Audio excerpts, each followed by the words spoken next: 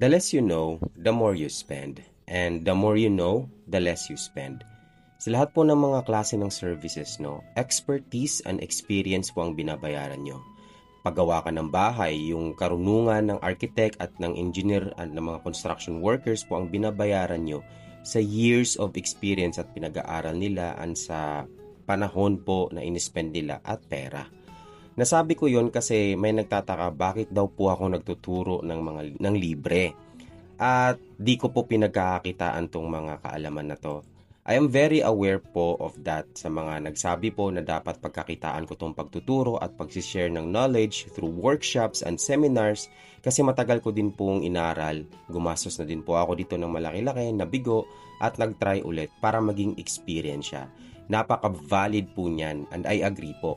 Marami pong nag-chat sa akin, mga tumatawag and even contacting me personally para matuto, magpaturo at magpa-coaching. Kikita po ako sa pagiging consultant lang online kung tutuusin. But I choose not to. Una, di ko alam magkano dapat ang sinisingilin ko sa mga tao. Pangalawa, I always have this feeling na hindi ako yung tao na dapat gumagawa noon. Pangatlo, manipis lang po ang oras ko sa mga biyahe-biyahe o personal meetings. Pwede ako mag-coach online, chat or video call. Wala pong problema doon. Feeling ko po kasi na kulang pa yung kaalaman ko para dumating sa point na hihingi ako ng bayad o babayaran nyo na ako. Even though I know that I am very capable of doing it. Valid po ang manghingi ng bayad o maningil. Professionals like doctors and engineers spend time and money to get their expertise and experience ready.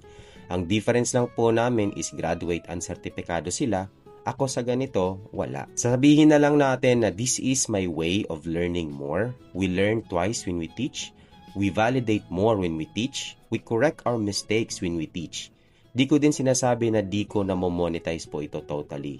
Kung napapansin nyo po, post ako ng post sa FB at YT, baka ang iba naiinis sa kakadaan ko sa feeds nila, no?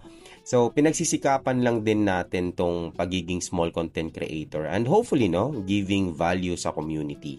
Since Facebook naman is merong pasahod, never pa nga lang po ako nakakolekta talaga ever kasi more than 3 years na po, no, hindi pa po umaabot sa threshold nila. And I'm also building my YouTube channel, doing my best to reach 1,000 subscribers and 4,000 watch hours para ma-monetize din po yon. So I can't totally say na hindi ko po minomonetize itong kaalaman na to. Sa ngayon, wala pang kita sa pag-sharing and pagtuturo dito. Wala pang sahod sa mga social media pero gumagalaw naman kahit papano, kahit maliit lang. Supporting this page and the YouTube channel, yung mga likes and subs and shares nyo po, malaking tulong na po sa akin iyon. If magpapaguide po kayo at magpapacoach kayo personally, wala pong problema. Chat nyo lang po ako, di po ako naniningil no or maniningil, but I would accept whatever you offer. Kasi rude daw po yung tumanggi, nasabihan na po kasi ako nun. If gusto nyo po talaga magbayad tulad ng mga naunang na-coach ko po, you can pay me sa amount na tingin nyo worthy ng knowledge na nakuha nyo galing sa akin. If you think ang natutunan nyo po ay halagang pangkape stick lang po, yung copy ko na stick, no, goods na po sa akin yon. If ganun lang po ang halaga na nakikita nyo sa natutunan nyo nung time na kino-coach ko po kayo. Sabihin na lang po natin na alam ko po yung pakiramdam na gusto mo pong matuto pero di mo alam saan magsisimula. And besides po, nakuha ko lang din naman tong mga kaalaman na to sa kakabasa at kakatesting at kasos din, no? Yes, it took me years to learn the craft and I still am no expert. I am still learning every day from reading, watching other growers, and testing, no? Pag-experiment po talaga. No, mas kinesthetic po kasi ako, mas prefer ko po natatry, nagagawa at nakikita po yung resulta. Siguro it's my advocacy and my own spiritual obedience. And as a believer, to be generous with my resources, knowledge, and faith po mga kapurman. So, keep learning mga kapurman. God bless po sa lahat.